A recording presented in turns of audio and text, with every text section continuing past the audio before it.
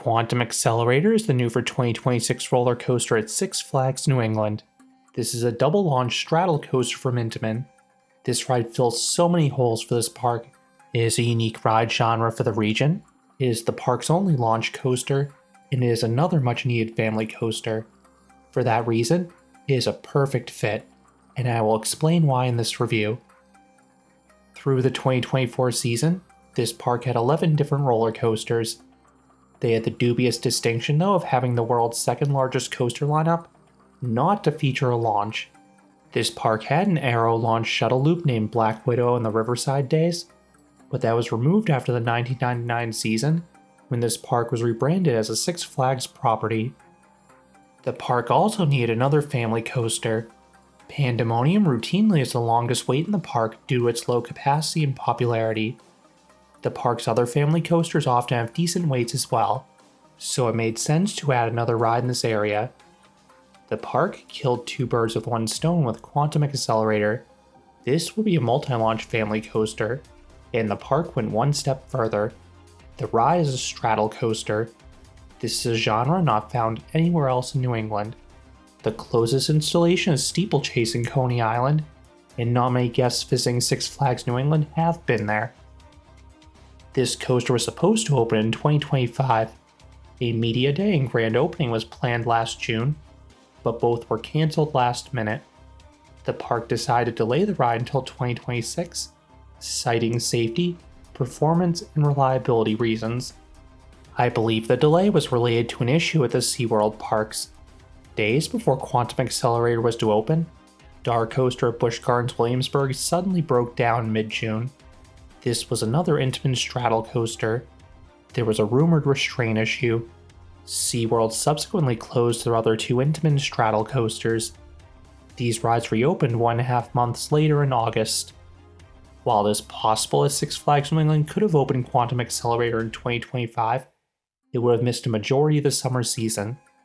Old Six Flags management would have been fine opening the ride whenever it was ready. The current ownership group comes from Cedar Fair. That chain liked to have new rides ready for opening day.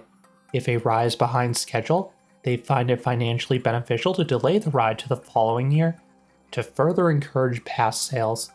For example, they delayed two rides from 2024 to 2025, with Flash Vertical Velocity at Six Flags Great Adventure and Georgia Gold Rusher at Six Flags Over Georgia. And sure enough, Quantum Accelerator was ready to go for the start of Six Flags New England's 2026 season. While the closure was supposedly related to the restraints, it gave the park additional time to program the coaster and work out bugs, and that appears to have paid off. As a result, the coaster has been extremely reliable thus far. It had 95% uptime on the first pass holder preview day, and does not appear to have had any breakdowns on the following 3 days it has run as well. It is also worth noting this ride can run in lower temperatures than Goliath, which is the ride that Quantum Accelerator replaced. That ride would close if temperatures drop below 60 degrees, which is a common occurrence in New England, and Quantum Accelerator should be able to run in rain, even with the booster tire launches, which again is something that Goliath could not do. Intamin has developed a reputation in the coaster community for making unreliable rides. That is partially true. This manufacturer does not know how to say no. They are willing to push the envelope to break crazy records. They will also build prototypes. But here, Six Flags New England purchased a proven ride model. The other straddle coasters had minimal downtime, and this is a comparable ride in terms of hardware and scale. The restraint issue last year was supposedly tied to a faulty part, versus a general issue with the ride model. This coaster is located in Crack Axle Canyon. It is on the plot of land formerly home to Goliath. While Goliath was imposing, the bright green track never fit in with the aesthetic of the western area. Meanwhile, Quantum Accelerator fits like a glove. It has red track and brown supports that better blends in with its surroundings. That is especially true since the park has 4 different roller coasters in this end of the park with red paint schemes, which is a weird coincidence per the park. And this ride was plussed by some solid theming. The ride reuses the entrance archway and queue from Goliath, but it was populated with all sorts of signs and themed objects. The premise is that Professor Screamore developed a steampunk time machine. You will see some scientific objects, some of which will be familiar if you've ridden Dr. Diabolical's cliffhanger at Six Flags Fiesta, Texas. You may also see some references to past attractions in the queue if you keep your eyes peeled. The trains look sweet as well, as they resemble chrome rockets. And there are a few set pieces during the main layout. There's a giant smokestack in the first half that spews out fog. Then there are towers of what looks like green slime in the second half. These are small touches, but it is far beyond your typical Six Flags coaster. It is a good thing there's quite a bit to see in the queue, because I suspect this will have the longest wait in the park going forwards. Along with the newness factor, this ride should be a crowd pleaser. Its modest height makes it appealing to families, but the dynamic layout and novel riding position make it enjoyable for thrill seekers as well. Opening weekend was not particularly busy, but this ride was still pulling 60 to 90 minute waits. Long term, I suspect the wait will settle in the 30 to 60 minute range most days. This ride is right next to the park's rope drop near the entrance, so it has been getting slammed after park opening. Unless you're at the front of the pack, I strongly recommend starting elsewhere. The queue has been far shorter in the afternoon, particularly during that final hour. This ride will be included on Fastlane, the park's paid skip-the-line service. This will route riders directly to the load platform, so you should not have to wait more than 5 to 10 minutes most days. I have only experienced this coaster on Media Day thus far. It is my understanding the park has been assigning rows during normal operation, but they have been accommodating with row requests, and it looks like there's an extended area to wait for the front as well. I was able to try multiple rows. The back was my preferred seat by a slim margin. Overall, the forces were similar row to row, but the back had some extra whip on a few drops. The front is cool as well for the unobstructed view in the motorbike position. Try both these seats if you can. The coaster is 2 trains and has been running both during normal operating days. The trains hold just 16 riders though, as they are comprised of 8 rows of 2. These shorter trains are a contributor why I think this ride will have the park's longest wait going forwards, combined with its popularity. On the media day, this coaster is operating with just 1 train.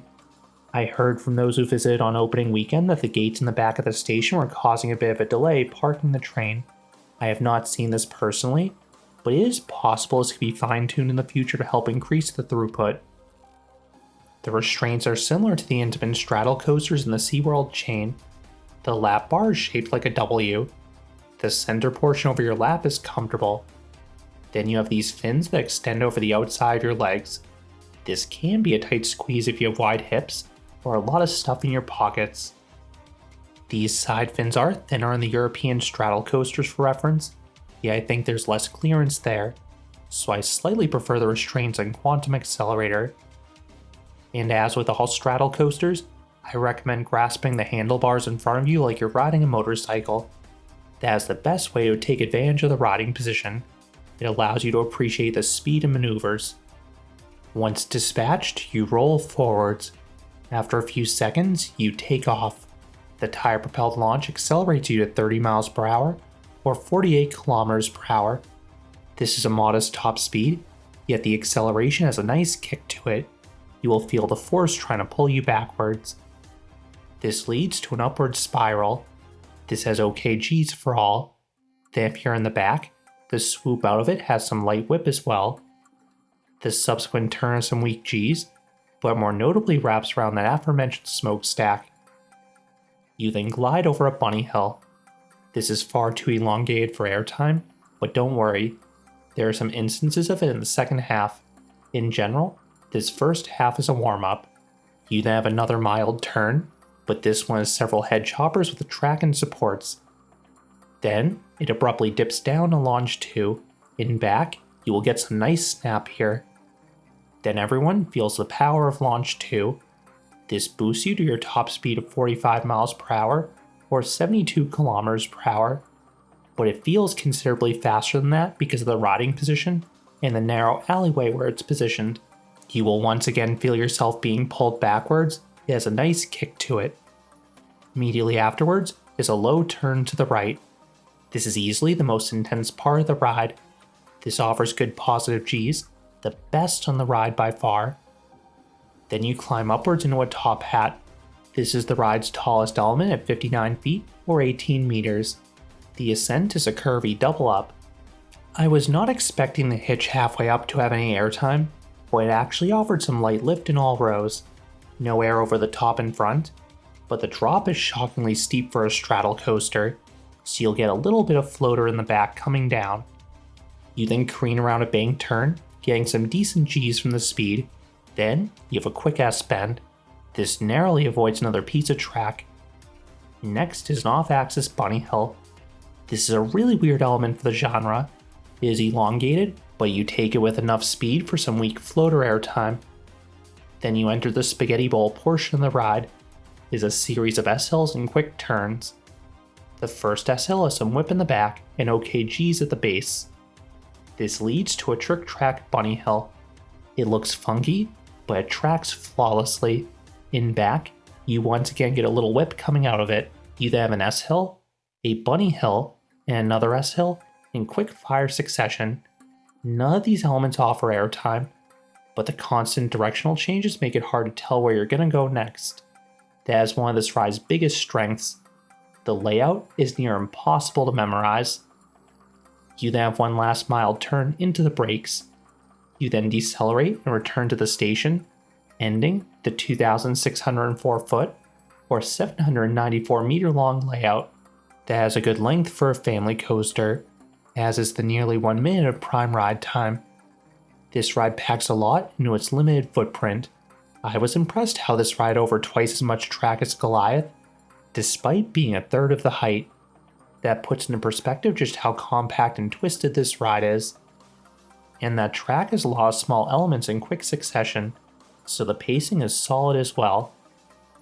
Then in terms of smoothness, this ride is glass smooth. That is typically the case with newer Intamins, so that was not the least bit surprising. What would I rate Quantum Accelerator? I would give this coaster a 7 out of 10. This is a good straddle coaster and a nice family coaster. The 2 launches and high-speed turn after launch 2 are great. The rest of the layout is a mess of turns with okay positive Gs and a series of S-hills, some of which have a little airtime. There are other straddle coasters that are more forceful or better themed, but this one stands out for that delightfully convoluted layout. This immediately became one of New England's best family coasters upon opening. As for how it ranks among the park's coasters, I would probably slide third after Superman and Wicked Cyclone. It is simply pure fun. As for how it ranks among the straddle coasters, I think this is better than the versions at the SeaWorld parks, but I would take Intamin's installations overseas that are more intense. I am so glad that Six Flags New England finally got a launch coaster, and this ride is going to be a real crowd pleaser for many years to come. Go check this ride out if you're able to. Those are my thoughts on Quantum Accelerator, the new for 2026 multi-launch coaster at Six Flags New England. What are your thoughts on this coaster? Let me know down in the comments. If you enjoyed this review, I would appreciate it if you gave this video a like and you consider subscribing, because there'll be a lot more roller coaster and amusement park videos here at Canopy Coaster. Thanks for watching.